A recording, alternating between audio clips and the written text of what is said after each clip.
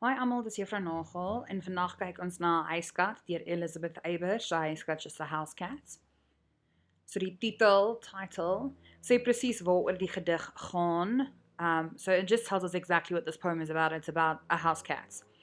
And then daar is geen die vir huiskat nie, so dit kan na enige kat verwys. The fact that there's no lidwoord die, which means which makes it something specific, because there's no D in front of it, it actually tells us this can be applied to any house cat or like sort of any situation. With like what the deeper meaning is of this poem. I'll get to that now. Like, this is not my favorite poem just because of the way they want us to interpret it. Like, I don't know, it's very weird. Like, telling us the theme of the poem is that house cats are sometimes arrogant. That doesn't make any sense. But anyways, so then Elizabeth Eybers. So usually I wouldn't say anything about the poet because it's not always that important to know about I know that sounds horrible, but when you're analyzing a poem, you don't always need to know about the poet. But I think it's important just to keep in mind what Elizabeth Eybers usually writes about. And then as we go through the poem, just see if you can see some of that like in the poem. So sy identifiseer met die vroulike siege van lewe voortbring en dan die teerheid daarmee saam. So she just says like she usually writes, or she identifies, the poet identifies with, you know, the female psyche of giving life, you know, like giving birth, and then the tenderness that goes along with that. And that's sort of like how I interpret this poem as well. In this poem, we have a cat that can't have kids or babies. Well, they don't have babies, they have kittens, because she was fixed. And because of this, the speaker in this poem believes that she is not tender and that she's rude and stuff just because she doesn't have children, which is, I don't really like that. But anyways, let's look at the whole poem. So die kat strek hoog. Oh, sorry, before I actually start that, everywhere where you see this small little like round thing, I don't really know what it is, it's just an emoji, it indicates the enyambement. And I think what's also important to remember is that with enyambement in this poem specifically, there's so much of it that sometimes you sort of lose the rhyme scheme. Like when you say, because remember how we determine rhyme scheme is by like sort of how you, yes, the words need to rhyme here, but when you say it, is it obvious to hear? So just listen out for that. Then the blue things that are highlighted are the alliteratie, and the one little line 12 there with the pink purplish one is the assonansie. Die kat strek hoog op 4 strak bene, buig behaaglik om haar luipertlies te lek, rol om en lê fluwelig oopgevlek, dat keel en bors en buik die son kan suig. Ons noem haar kat, want sy is sonder siel en anoniem. Smal skerwe van haar gaat staar koud uit die driehoekige gelaat. Arg lustig, vloeibaar soos 'n blink reptiel, van los en lenig wees versadig.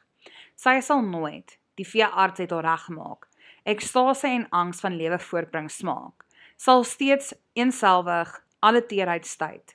Ek hol my hand behoedsaam, smal en sluit sy haar oë, kronkel by my greep verby. So uiterlike bou, so what the poem looks like, vorm van 'n Italiaanse sonnet, so it's like the form of an Italian sonnet, where we have 2 kwatryne, so 2 stanzas of 4, and then a sestet, which is a stanza of 6. Innerlike bou, so what happens on the inside. In die eerste 2 kwatryne word die kat beskryf, hoe sy lyk en haar persoonlikheid. So in the first 2 stanzas, the cat is being described, either what she looks like or her personality. En in die sestet kry ons die toepassing van die beeld, die kat se interaksie met die mens word hier beskryf. So then, from what they described in the first and second stanza, we sort of get the application of that in the last stanza, which just shows like the interaction between the cat and the owner, or the humans in this case. So enyambement, so the enjambment, so flowing from one line to another. There's quite a lot, as I've said, in this poem, and that's obviously done purposefully.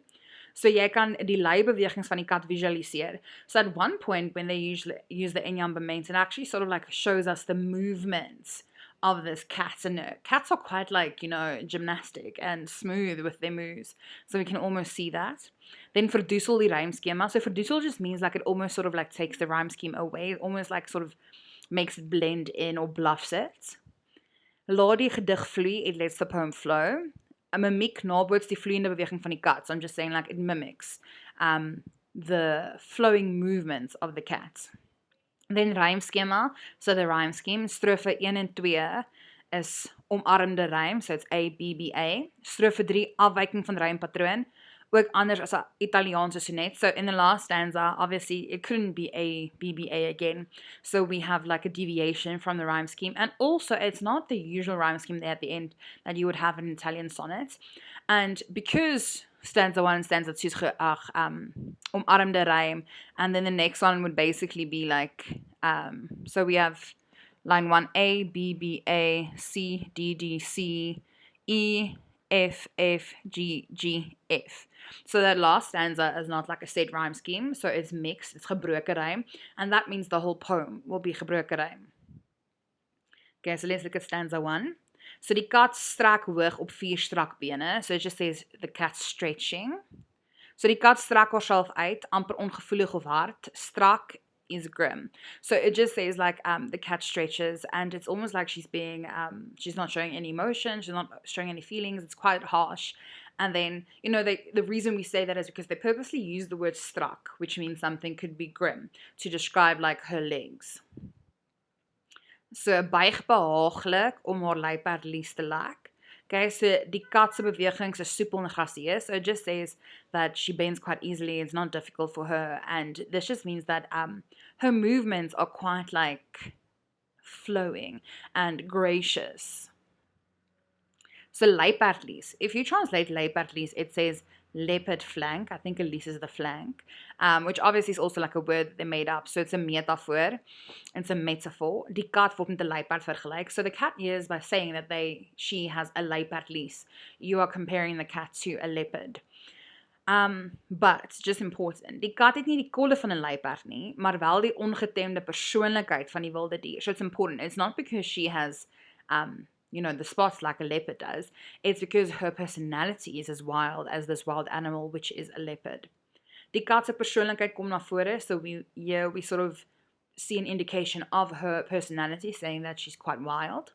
Die kat is nie getem nie. Sy het haar eie wil, soos ons in die laaste 2 versies kan sien. So it just says this cat's not really tamed, and she sort of has her own will, and we will especially see that in the last 2 lines, so 13 and 14. Okay, and this goes to line 2. Die kat is besig met haar skoonheidsroutine, so she's basically busy with the like beauty routine by cleaning herself.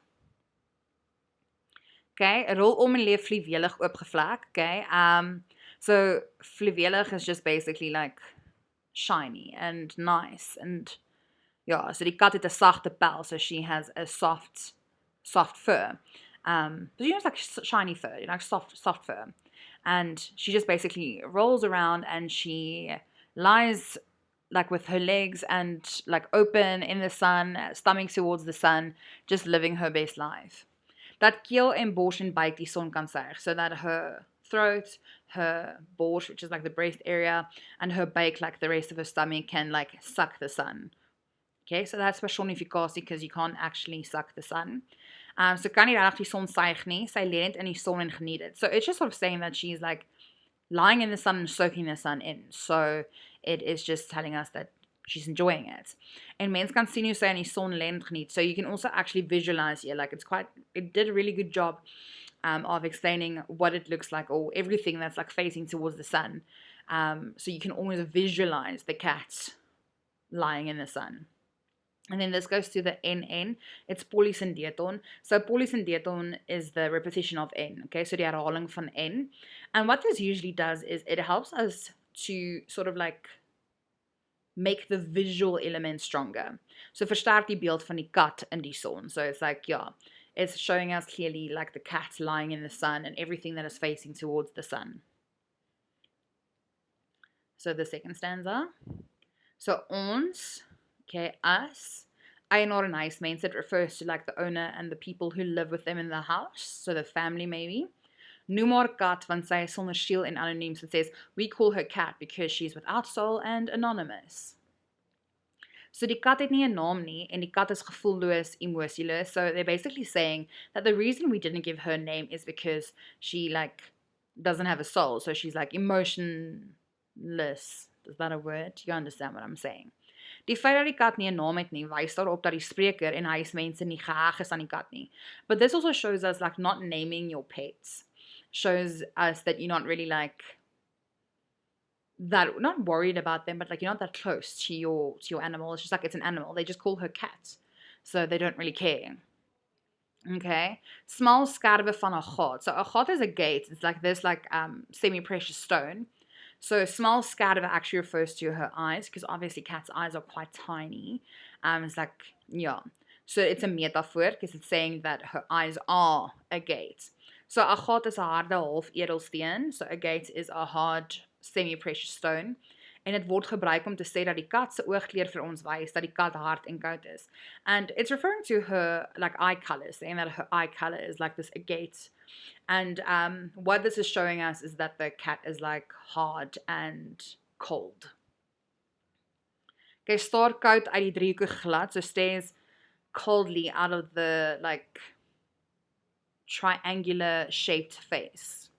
So die oor wat koud en kil is, word hier beklemtoon. So by repeating koud, it's actually like, it goes back to the heart. It's emphasizing that she is like cold because her eyes are cold.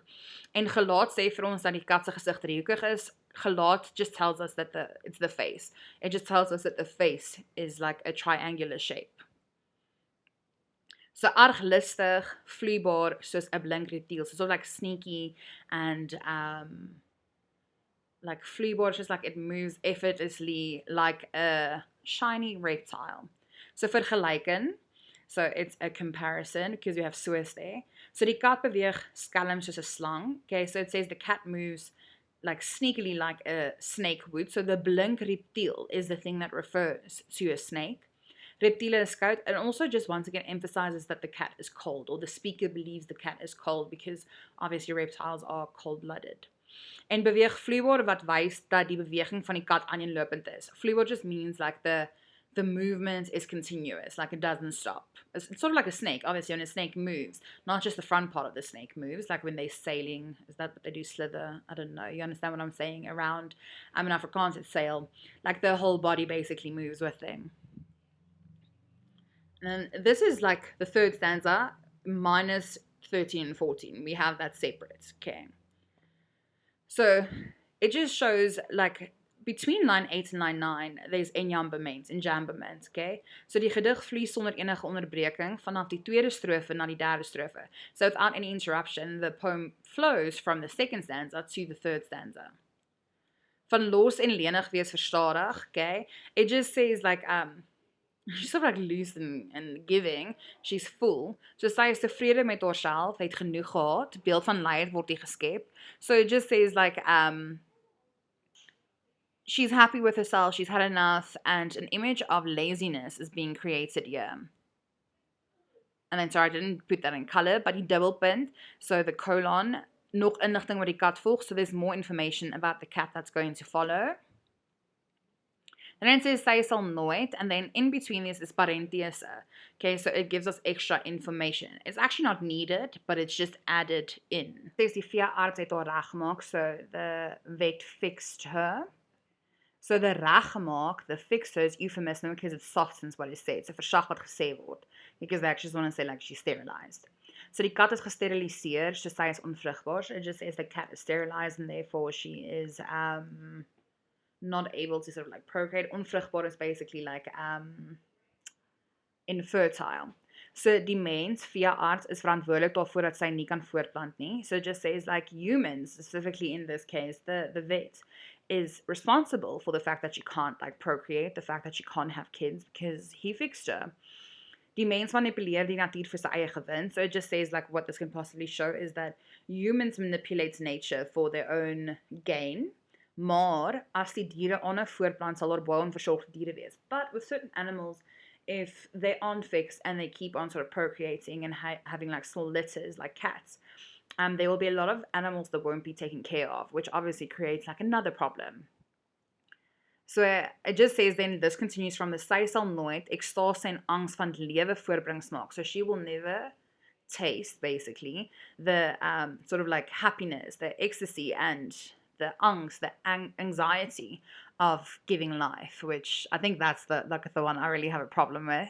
So as gevolg van die sterilisering sal die kat nooit die opwinding van kinders bors maak nie. So just because of sterilizing, she'll never be able to carry kids, and therefore she'll never have the excitement of carrying kids. But I mean, like, that's not women's only job is to carry kids. They can have excitement in other ways, like excitement when they achieve something in their jobs. But anyways, sy sal nooit die emosie van angs wat saam met die geboorteproses en grootmaak van kinders ervaar nie. And it also says she'll never experience the emotion of anxiety that goes with the birthing process and raising kids. But I mean, there's anxiety in other things, not just in raising kids. Anyways, okay. Sal steeds eenselwig alle teerheidstyd. So it just says like she's not tender.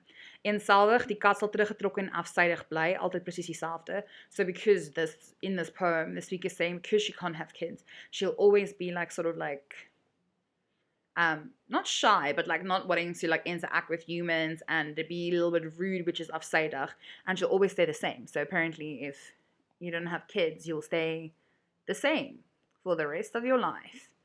Teerheid. Die spreker voel dat die kat se gebrek aan teerheid, tenderness, weens die sterilisering is, sorry, that's a spelling mistake, it should be is, het die kat gestop om enige emosie te wys of toon. So, sal another red flag, is it just says that, like, the tenderness, the speaker believes that because the cat can't have, like, kittens, the cat doesn't show any tenderness, and it has stopped the cat from showing any emotions. As you can see, not my favorite interpretation of this poem, or like, it's not like I think it's a beautiful poem. It's just like I think the message is the thing that's I'm like, okay, so this is still part of the third stanza. So ek hol my hand behoedsaam, snaal en sluit sy haar oë, kronkel by my greep verby. So just to summarize this, it says, die spreker maak haar hand versigtig gereed om die kat te streel, wil uitreik na die kat, maar die kat sluit haar oë minachtend en kronkel weg. Sy ignoreer die spreker. So it just says here that the speaker sort of like gets their hand ready to like pet the cat, but then they want to reach out to the cat, and then the cat just like closes her eyes, not really caring, and then just like sort of gets away. So she's full on ignoring the speaker. Okay, behoedsaam. Die spreker het geweet dat die kat nie hul gaan toelaat om haar te vryf nie. So the speaker knew that the cat will not allow them to like pet her. Okay, small and sluit sy haar oë, kronkel by my greep verby. So this is what she does, is like she sort of closes her eyes, sort of almost like smiling, and then she gets away. So die spreker wou die kat vasgryp om hom magsposisie te wys, maar soos 'n reptiel kronkel die kat weg. Skokkel hier met die vergelyking in vers 8. So it just says like, the speaker almost like, it says greep, which is like grip. So saying grip is almost like the speaker wanted to like have grip over the cat to show that they are the one in power, show their like magsposisie, so their position of power. But the cat was just like, no thank you. And then just like, it says kronkel verby my greep. So kronkel is sort of like that movement a snake would make when it tries to scurry away quickly. And this obviously links to the comparison we have in line 8 that compares the cat and the movements of the cat to a reptile, specifically a snake. Okay, and this is just actually for both of them. So ons sien dat hier geen hegte verhouding tussen die kat en die spreker is nie. So we see that there's no really good relationship between the cat and the speaker. Okay, and it just goes to the alliterasie, the alliteration. So die S-klank wat herhaal word is baie effectief. So the repetition of the S sound in these two lines is really effective. Naby aan die klank wat mens maak wanneer jy 'n kat roep. So it's very close to the sound you would make when you actually call a cat, when you want to call a cat towards you. And I think something I want to add here as well before we go to the general things about the poem is with the alliterasie and assonansie in this poem, specifically the alliterasie, you would see that like when we went through the poem, some of it would go from one line to another, and that's because of the enyam bemend. So because alliterasie is all about sound, it's like when you say it as one line, although it's two, the alliteration will continue. Okay, and then just in this poem we have an ekspreker, so like a first person narrator. Yeah. Gebruik van voornaamwoorde maak dit meer persoonlik, so the use of pronouns makes it a lot more personal. So thema. So the theme here, the one like we are given to give to you is 'n huiskat se gedrag word beskryf. That's not a theme. A house cat's behavior is being described. How's that a theme? Anyways, so I just added into mens speel baas vir die natuur, so humans sort of play boss over nature, deciding what happens in nature, and then also die vrou in die wêreld, so the woman in the world, sort of that whole idea of not having kids means like you're not fully a woman, which is like a very big stereotype we have within society. It's not true. And then stemming, so like the tone of the poem, aan die standpunt is like amusing, ironies, ironic, and beskrywend, descriptive. It tells us a story. And then the boodskap, the message. Soms kan huisdiere nie getem word nie. Sometimes house animals like just can't be tamed. En soms kan toestande, ervarings in mense lewe verander. So sometimes also experiences and conditions can affect your life. So not all women just don't have kids because they don't want to, although that's 100% fine. Some women can't have kids, and that doesn't mean they're emotionless. It just means that they can't have kids although they want to. And if they don't want to have kids, doesn't mean you're emotionless. You have emotions for other things, not just having children. Anyways, as you can see, this poem upsets me quite a bit. I hope this helped. It was a little bit rushed. Apologies about that. And yeah, good luck with your exam. Tot ziens, almal.